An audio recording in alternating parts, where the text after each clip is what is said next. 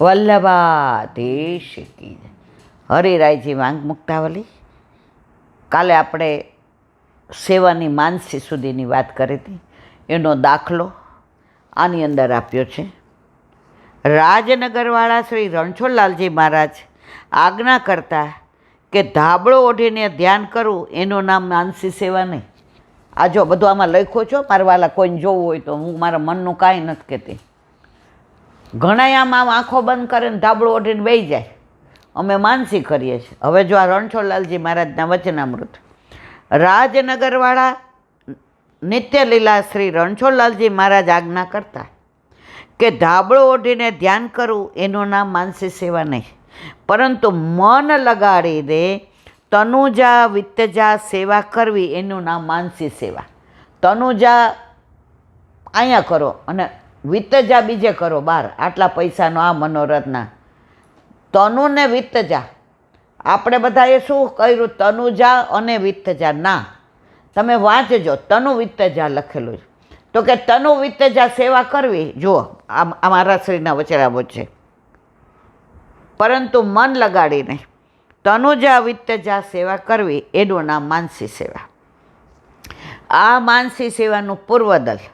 અને આ પ્રકારની સેવાથી પ્રસન્ન પ્રભુ અધિક કૃપા વિચારી તનુજા વિત્તજા સેવામાં એવી બાધા ઊભી કરે કે તે જરાય એ ન થઈ શકે, તથા જીવની સ્થિતિ થઈ જાય કે તે સેવા વગર ક્ષણવાર પણ રહી શકે નહીં.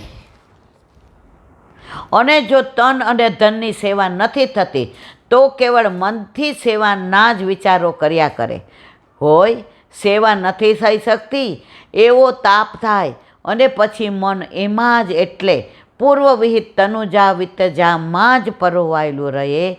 આ ફલરૂપા માનસી અને માનસીનો એ ઉત્તરદલ. તમે તનુ વિત્તજા સેવા કરી પછી તમને માનસી સુધી પહોંચી ગયા તો તમે આ ઉત્તરદર છે અને ઓલું પૂર્વદર. હવે કે છે આ આપણા વચનામૃતના આધારે પૂર્વાર્ધનો આવો અર્થ થઈ શકે. તનુજા વિત્તજા સેવાના અલૌકિક સામર્થ્ય આદિ 3 ફલો કયા છે. તે તો સમાનતાથી સેવા છે જ, કારણ કે એના દ્વારા પણ મન પ્રભુમાં પરોવાય છે. હવે પ્રભુ અધિક કૃપા વિચારી એમાં અંતે બાધા ઊભી કરે ત્યારે એની તનુજા વિત્તસા સેવા માનસી રૂપ બને છે. એટલે માનસી સેવા જરાય જુદી હોતી નથી.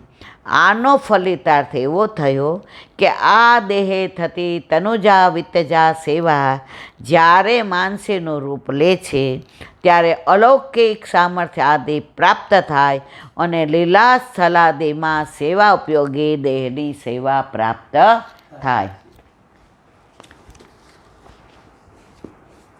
હમણાં રણછોડલાલજી મહારાજના વચનામૃતની જો હતા હતી. ચલો આજે મોડું થશે, પછી યાદ આવશે એટલે પાછું કહેશું. બોલો વલ્લભા શ્રી વલ્લભાધીશ કી. સુબોધિનીજીનું પાન વલ્લભ કરાવે તો થાય. આને સ્પર્શ કરવો આપણા બસની વાત નથી. આપણે અત્યારે પ્રથમ સ્કંદ સુબોધિનીજી ભાગ 3નું વિવરણ કરી રહ્યા છે. શ્રીમદ ભાગવતજીની રચના. અત્યાર સુધી નારદજીએ બધું કીધું. વ્યાસજીએ વ્યથા વ્યક્ત કરી કે આટલા 18 પુરાણો રચ્યા તો મારા મનને વ્યગ્રતા છે, મને સંતોષ. નારદજીએ પોતાના પૂર્વજન્મની, આ જન્મની, પોતાના કાર્યની બધી વાત કરી અને કહ્યું, વ્યાસજી હવે તમારા મનને સંતોષ શું હોય તો અત્યાર સુધી જે પુરાણો રચ્યા એ તમે પ્રભુને ગૌણ કરીને રચ્યા હતા, બધાને આગળ કર્યા હતા. હવે તમે જે રચો એ ઠાકોરજીને જ મુખ્ય બનાવો, પછી તમારા જ્ઞાનાવતાર મનની વ્યથા ઓછી થશે. તો કે હું કેવી રીતે?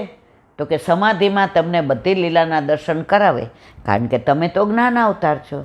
એટલે વ્યાસજીએ સમાધિ લીધી. એમાં સમાધિ ભાષા, ભાગવતમાં 3 ભાષા: સમાધિ ભાષા, લોક ભાષા ને મતાંતર ભાષા. સમાધિ ભાષા એટલે જેવા દર્શન વ્યાસજીને ઠાકોરજીએ લીલાના સમાધિમાં કરાવ્યા એનું વિવરણ એટલે ભાગવત. ઓથેન્ટિક ભાષા સમાધિ. મતાંતર. આના મત પ્રમાણે આ અને આના મત પ્રમાણે આ. ત્રીજી લોકમત. આ લોકો આવું કહે છે, આ લોકો આવું કહે. આ બે ભાષા ઓથેન્ટિક નથી. હવે જે ભાગવત રચના થઈ એનું વિવરણ આપણે ચાલુ કરીએ. અહીં ભાગવતના અધિકારીનું નિરૂપણ કરવાનું છે. માટે પહેલાં ભાગવત અને એના વક્તાનું નિરૂપણ કરવું જોઈએ. એટલે 7મા અધ્યાયમાં ભાગવતજીની ઉત્પત્તિ, શ્રી ભાગવતજીની પ્રવૃત્તિ અને ભક્તોના મનોરથ પૂર્ણ કરવાનું નિરૂપણ કરવામાં આવે છે. ત્યાં પહેલાં સૌનક ઋષિ ભાગવતજીની ઉત્પત્તિ વિશે પ્રશ્ન કરે છે. ક્યાં? નૈમિષારણ્યમાં. કોને કરે? સૂતજીને, જે પુરાણિક છે. સૌનક ઋષિઓ શેના માટે ભેગા થયા છે? 1000 વર્ષ ચાલે એવો સહસ્ર યજ્ઞ માટે. સવારે યજ્ઞ કરે તો બપોરે કે કાંઈક કરીએ તો આ ભગવાનના ગુણાનુવાદ ભાગવત. મેન કયો છે એમનો યજ્ઞ? ગૌડ કયું છે? ભાગવત, પ્રભુના ગુણાનું.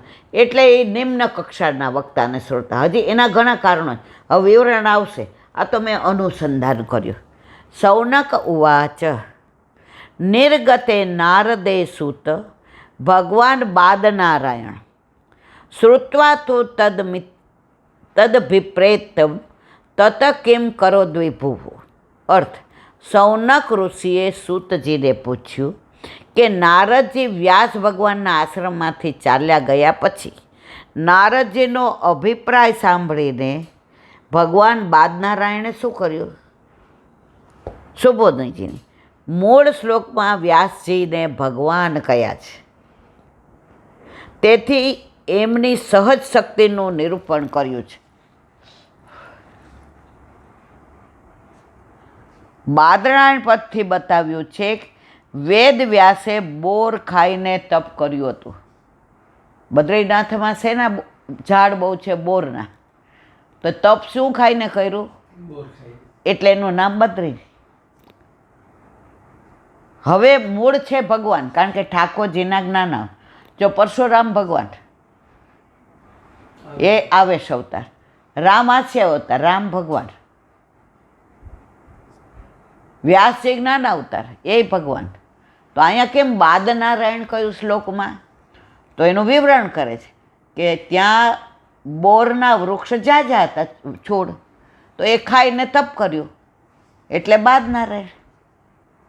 બતાવ્યું છે કે વેદ વ્યાસે બોર ખાઈને તપ કર્યું હતું એટલે એમનામાં આગંતુક તપની શક્તિ પણ હતી.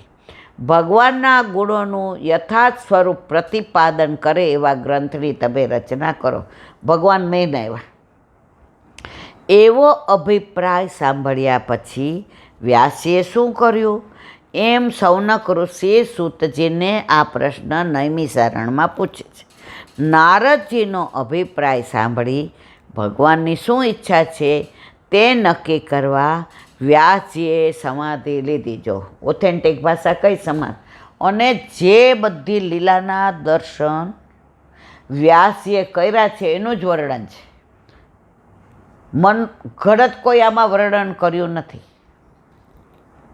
શુદ્ધ દેશમાં ભગવાનનો આવિર્ભાવ થાય છે અને જ્યાં દેવતાઓનો યજ્ઞ થાય છે એ દેશ શુદ્ધ માનવામાં આવે છે. એટલે વ્યાસજીનું નિવાસાન દેવયજન રૂપ દેવતાઓનો જ્યાં યજ્ઞ થયો છે એવું હતું એમ સૂતજી કહે છે. હવે પતી ગયા. શ્રી વલ્લભાધીશ કી જય. શ્રીમદ ભાગવત અને મારા ગુરુદેવને દંડવત પ્રણામ કરું છું. चंद्र सरोवर पे सूरदास जी के द्वार पे मेरा दंडवत प्रणाम.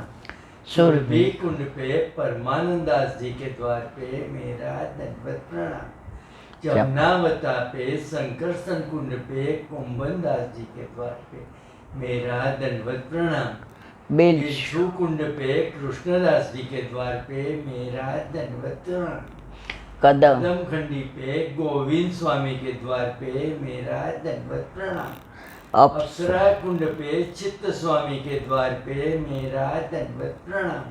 मानसी मानसी गंगा पे नंददास जी के द्वार पे मेरा दंडवत प्रणाम। रुद्र रुद्र कुंड पे चित्रबुद्धास जी के द्वार पे मेरा दंडवत प्रणाम। વ્રજ વિલાસ વ્રજની ગોપિકાઓને મારા દંડવત પ્રણામ. હે વલ્લભ, સવારથી અત્યાર સુધી સેવા સ્મરણ સત્સંગ જે પણ તે કરાવ્યું તે તારા ચરણારવિંદમાં સમર્પણ કરું છું. બોલ હોય તો ક્ષમા કરશો. બોલો વલ્લભાધીશ કી જય.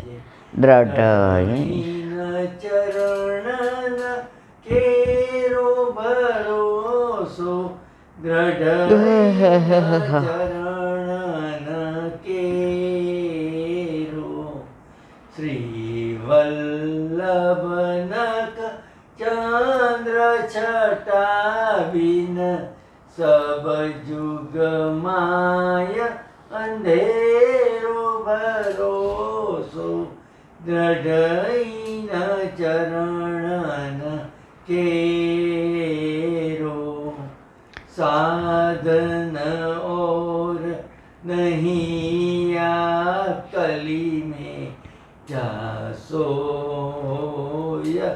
निवेरो सूरदा सूर्य का कहे द्विविध आंधरो बिना मोल को चेरो भरोसो દ્રઢ ચરણના દ્રઢ ચરણના દ્રઢ ચરણના કેરો શ્રી વલ્લભાધીશ કી જય. આજનો આ સત્સંગ મારા વલ્લભના ચરણારવિંદમાં સમર્પણ કરું છું. ભૂલ અપરાધ થઈ હોય તો ક્ષમા કરજો. આ મારા વલ્લભની વાણી અને ભૂલ હોય મારે. બોલો વલ્લભાધીશ કી જય. સર્વે વૈષ્ણવને જાજા કરીને જય શ્રી કૃષ્ણ.